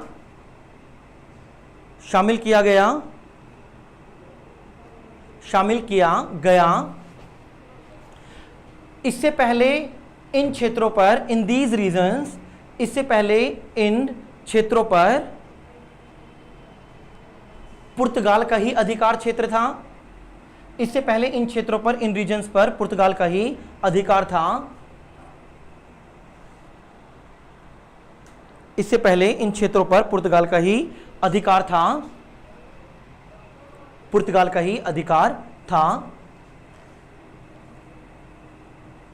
पुर्तगाल का ही अधिकार था। तो आगे बेटा नागालैंड, नागालैंड के बाद हरियाणा, हरियाणा के बाद हरियाणा का आप लोगों के पंजाब प्रांत का टूटकर बनना, फिर आप लोगों का चंडीगढ़ का निर्माण, हिमाचल प्रदेश का भी वहीं से निर्माण, फॉर्मेशन होना, और उसके बाद धीरे धीरे और नए राज्यों के रूप में आगे सिक्किम को देखना, आपके मणिपुर या आपके पूर्वोत्तर राज्य पुनर्गठन 1971। आप लोगों के पेपर में क्वेश्चन आया था कि पूर्वोत्तर राज्यों का पुनर्गठन कब हुआ, आप लोगों से पूछा गया 1971। तो नॉर्थ ईस्ट स्टेट के रीऑर्गेनाइजेशन तक को मैं पढ़ाऊंगा, आप लोग खुद समझ जाओगे कि सामने खड़ा हुआ टीचर नॉलेज कितनी रखता है और आप लोगों के सिलेक्शन के लिए कितना खुद रेडी है और आप लोगों को कहां तक ले जाकर बिठा सकता है। तो इस पूरे पार्ट को कल खत्म करवा दूंगा। करंट अफेयर, जम्मू कश्मीर के केंद्र शासित प्रदेशों के निर्माण के साथ साथ, नए अमेंडमेंट के साथ साथ, कल इस पूरे पार्ट को, पूरे भाग को मैं खत्म करवा दूंगा। चैनल को लाइक करते रहें, सब्सक्राइब करते रहें। सब्सक्राइब आप लोग नहीं कर रहे हैं तो चैनल को सब्सक्राइब जरूर करते रहिएगा, लाइक करते रहिएगा, लाइक ठोक कर करते रहिए बच्चों, आप लोगों का लाइक बहुत जरूरी है। और मैंने कहा था कि इस क्लास के बाद आप लोगों की करंट अफेयर की क्लास हो रही है, तो आप लोग एज इट इज बरकरार बने रहें। आप लोगों के साथ आकाश सर आ रहे हैं करंट अफेयर की क्लास के लिए, आप लोग एज इट इज बने रहें। करंट अफेयर एक बहुत इंपॉर्टेंट विषय है, बिना करंट अफेयर के सिलेक्शन को सुनिश्चित होना या सिलेक्शन के सुनिश्चित करने को बिल्कुल भूल जाएं। करंट अफेयर अगर पढ़ना है तो करंट अफेयर पढ़ने के लिए रेगुलरिटी बनाए रखें। आप लोगों के आकाश सर आप लोगों के बीच में आ रहे हैं, आप लोगों को आकाश सर करंट अफेयर पढ़ाएंगे। आकाश सर करंट अफेयर के पूरे पार्ट को आप लोगों को कवर करवाएंगे और इस करंट अफेयर के पार्ट में आपकी जो भी समस्या होगी आप कमेंट में लिखते रहिएगा। और फटाफट करंट अफेयर के साथ अपने जीएस के पार्ट, जीएस की जिम्मेदारी मेरी, करंट की जिम्मेदारी आकाश सर की, और सिलेक्शन आप लोगों का 100% सुनिश्चित होगा। तो आकाश सर आप लोगों को करंट का पार्ट पढ़ाएंगे।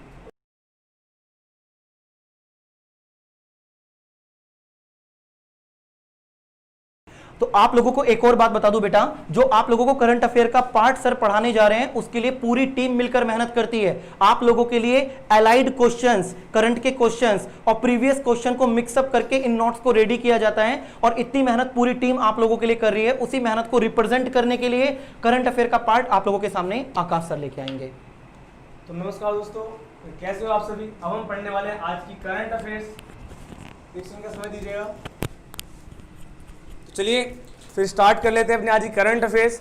आज की करंट अफेयर्स में हमारा पहला प्रश्न होगा कि भारत में सबसे ज्यादा टेस्टिंग करने वाले देशों की सूची में कौन से स्थान पर है। जो हमारा भारत देश है जो कोरोना वायरस की टेस्टिंग कर रहे हैं उसकी सूची में कौन से स्थान पर है, कौन से स्थान पर है हमारा देश।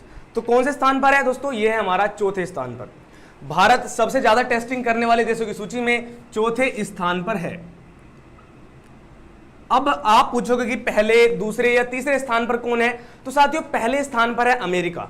पहले स्थान पर अमेरिका है। फिर दूसरे स्थान पर कौन है साथियों, पहले स्थान पर अमेरिका है, दूसरे पर रूस है, फिर है यूके, फिर अपना आता है भारत, उसके बाद स्पेन और फिर ब्राजील आता है। और अगर हम यहां पे बात करें कि सबसे बुरी स्थिति कहां पर है, सबसे ज्यादा केस कहां पे आ रहे हैं दोस्तों, सबसे ज्यादा केस आ रहे हैं हमारे ब्राजील में। ये केस ज्यादा किस तरह से आ रहे हैं दोस्तों, जो प्रतिशत है मतलब टेस्टिंग का प्रतिशत है तो लगभग 72%, लगभग अभी मतलब कल तक 72% था, अब वर्तमान में 74% हो गया है, 74.22% इतना हो गया है वहां का प्रतिशत ब्राजील का। ब्राजील में 74% लगभग लोग कोरोना संक्रमित पाए जा रहे हैं। कितने लोग, 74.22%, जो कि सबसे ज्यादा है, पूरे विश्व में सबसे ज्यादा है। बात करें भारत का कितने प्रतिशत है, तो साथियों भारत का है 5.46%। भारत में 5.46%, यानी कि अगर भारत में 100 कोरोना टेस्ट हुए हैं तो उनमें से 5.46% लोग कोरोना वायरस से संक्रमित निकले हैं। जबकि अगर हम बात करें ब्राजील की, तो ब्राजील में कितने प्रतिशत है, ब्राजील में है अपने कितने 74%। और सबसे ज्यादा ठीक। तो और बात करें दूसरों चीजों की, अमेरिका में कितने प्रतिशत है, तो 9.23% है अमेरिका में। ठीक है साथियों, अमेरिका में 9.23% ये है। कितने प्रतिशत, 9.23% है अमेरिका में। जो यहां पे अच्छे से अगर आपको नहीं दिख रहा है तो ऊपर चार्ट है इधर, तो चार्ट में देख लो, अच्छे से स्क्रीनशॉट ले लो, और या फिर नीचे डिस्क्रिप्शन में लिंक है, वहां से वीडियो से आपको पीडीएफ मिल जाएगी, वहां से भी आप उसे ले सकते हैं। चलिए आगे चलते हैं, अब देखते हैं अपना इसके बारे में कुछ जानकारी। दोस्तों टेस्टिंग के मामले जो हमारा अमेरिका है वो हमसे बहुत ज्यादा आगे है। हमारी टेस्टिंग कम है, मतलब बहुत अच्छी है, लेकिन अमेरिका से थोड़ा पीछे है। तो अमेरिका हमारी टेस्टिंग के अनुसार हमसे बहुत आगे, यानी 4 गुना आगे हम बोल सकते हैं। और वहां अब तक 2.21 करोड़ से ज्यादा लोगों की टेस्टिंग हो चुकी है। कितने, 2.21 करोड़ से ज्यादा लोगों की टेस्टिंग वहां पर हो चुकी है। चलिए आगे दोस्तों, भारत में अब तक जितने लोगों की जांच हुई है उनमें से 5.46% लोग संक्रमित निकले हैं। कितने, 5.46% लोग संक्रमित निकले हैं। और सबसे ज्यादा टेस्टिंग अगर हम बात करें, भारत में सबसे ज्यादा टेस्टिंग किन प्रदेशों में हुई है, तो महाराष्ट्र में, गुजरात में और दिल्ली में हुई है। सबसे ज्यादा हुई है महाराष्ट्र में, महाराष्ट्र मुंबई, उसके बाद गुजरात में और फिर अपना दिल्ली में। महाराष्ट्र में, गुजरात में और दिल्ली में ऐसे सीक्वेंस में सबसे ज्यादा टेस्टिंग कोरोना वायरस की हुई है। चलिए दूसरा प्रश्न देखते हैं, वर्तमान में देश में एशियाई शेरों की संख्या कितनी बढ़ गई है, या बढ़कर कितनी हो गई है, बढ़कर कितने फीसदी हो गई है।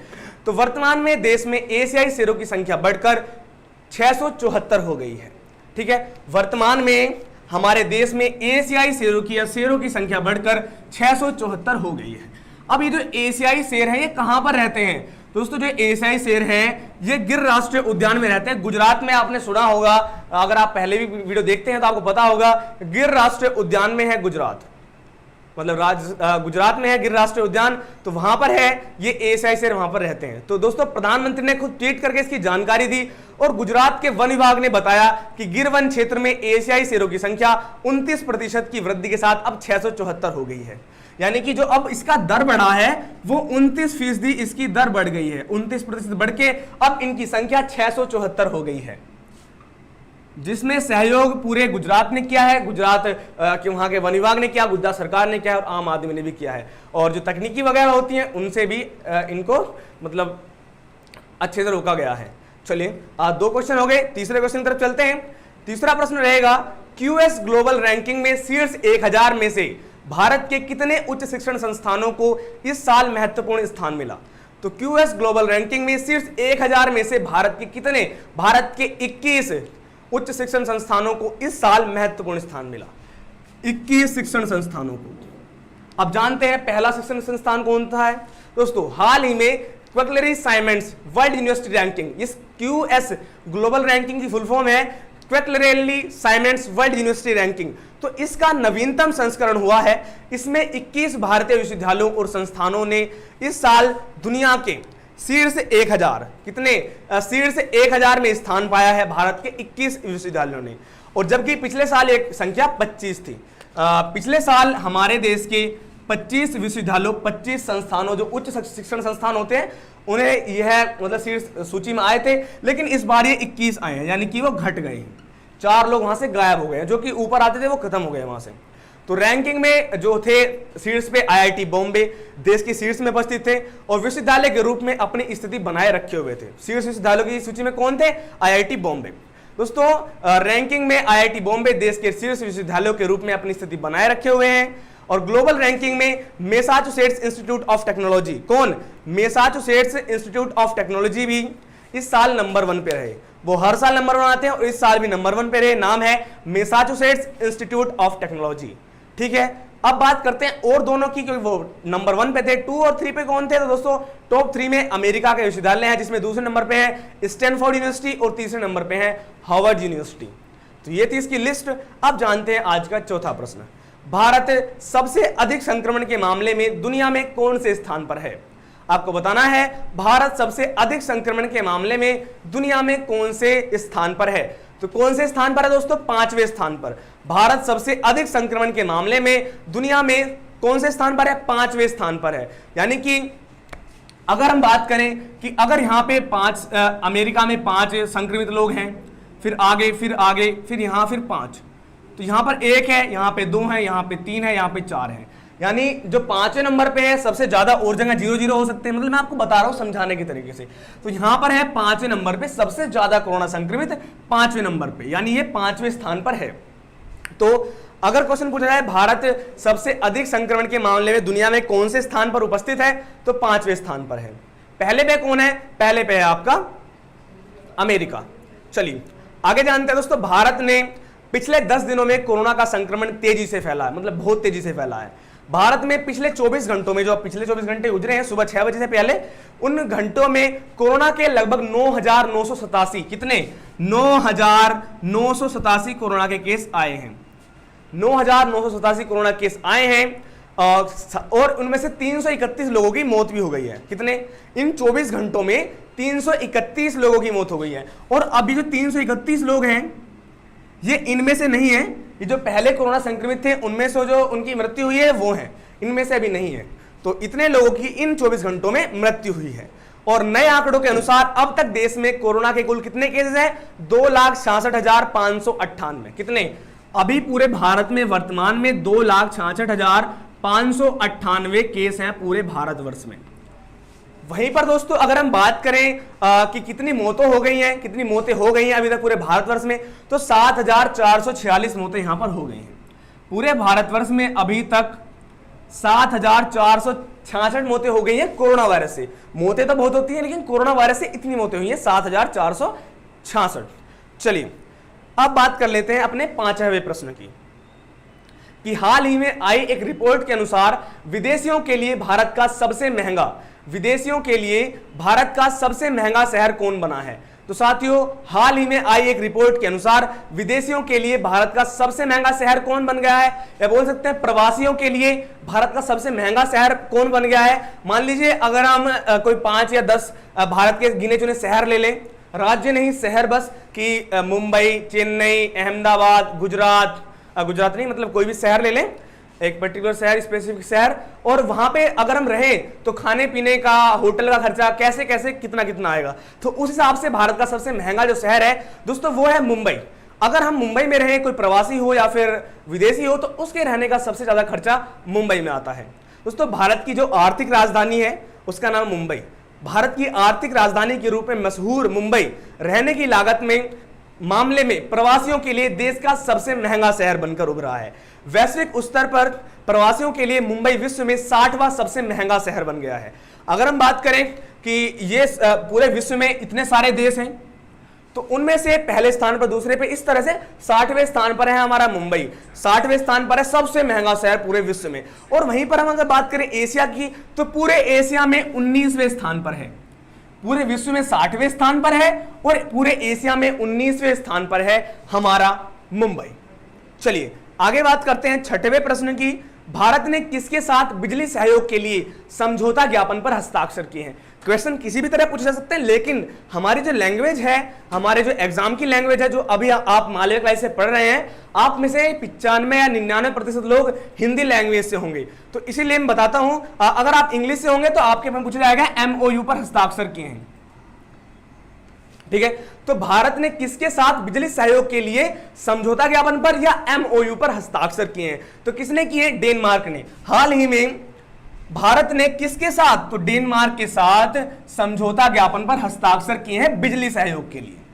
चलिए आगे जानते हैं डेनमार्क के बारे में भी और इस समझौते के बारे में भी। तो दोस्तों, इस समझौता ज्ञापन पर जो हस्ताक्षर किए हैं, ये भारत सरकार के बिजली मंत्रालय और डेनमार्क की भारत सरकार के ऊर्जा, जनोपयोगी सेवा और जलवायु मंत्रालय के बीच ये हस्ताक्षर किए गए हैं।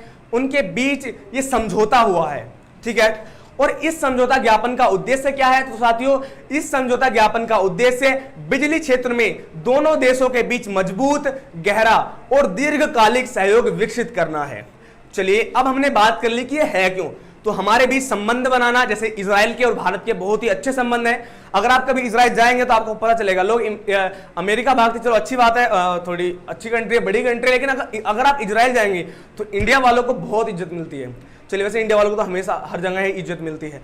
चलिए तो बात करते हैं डेनमार्क की। तो हमें डेनमार्क की बात भी करनी पड़ेगी जब नाम आया यहाँ पे, क्योंकि हमने कहा वीडियो से पहले कि इस वीडियो के अंदर हम जानेंगे कि जीके के फैक्ट, स्टैटिक जीके जो हम पढ़ेंगे उसके बारे में सब कुछ। अगर कहीं पे किसी राज्य का नाम आएगा तो राज्य के बारे में जानेंगे, सब कुछ जानेंगे इस वीडियो में। आगे चलते हैं। डेनमार्क के प्रधानमंत्री कौन है? Mette Frederiksen. क्या नाम है इनका? मेटे फ्रेडरिक्सन नाम है इनका, मेटे फ्रेडरिक्सन। एक बार लिख के दिखा देता हूं, मेटे फ्रेडरिक्सन। क्या नाम है इनका? इनके प्रधानमंत्री का नाम है मेटे फ्रेडरिक्सन। और इधर नाम भी लिखा आ रहा है, आप वहां से पढ़ सकते हो या मैं लिख के बता ही रहा हूं। तो इनका नाम है मेटे फ्रेडरिक्सन। बात करें राजधानी क्या है, तो दोस्तों राजधानी है कोपेनहेगन। क्या नाम है राजधानी? राजधानी है कोपेनहेगन।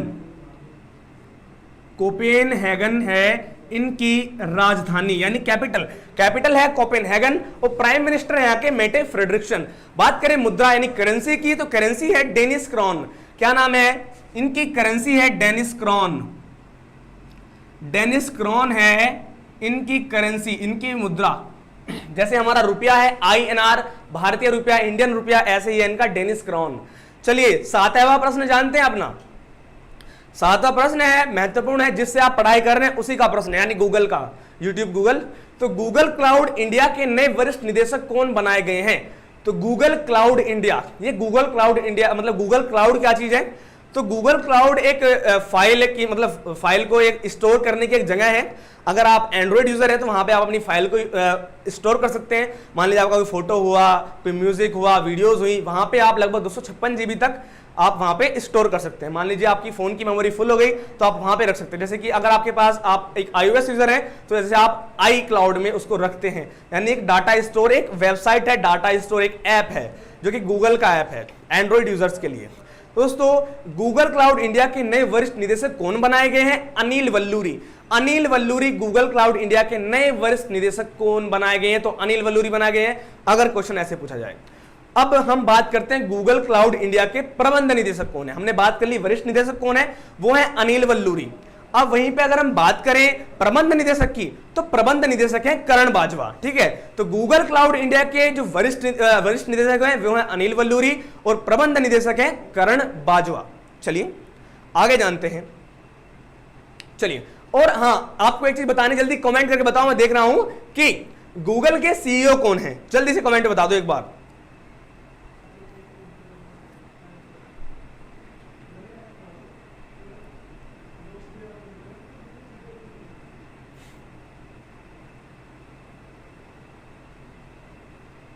अभी तक किसी का भी आंसर नहीं आया, जल्दी बताओ गूगल के CEO कौन है?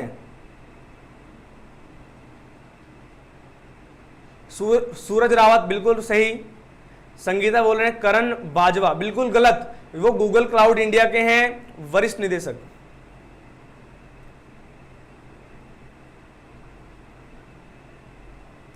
सभी के बिल्कुल अब राइट आंसर आ रहे हैं, सुंदर पिचाई, बिल्कुल राइट। गूगल के जो सीईओ हैं वो हैं सुंदर पिचाई, जो कि भारतीय मूल के ही हैं। चलिए अब जानते हैं आगे अपना अगला प्रश्न कि S&P ग्लोबल रेटिंग्स ने वित्त वर्ष 2021 में भारतीय अर्थव्यवस्था को कितने प्रतिशत तक गिरने की अनुमान लगाया है, कितने प्रतिशत तक गिरने का अनुमान लगाया, किसने?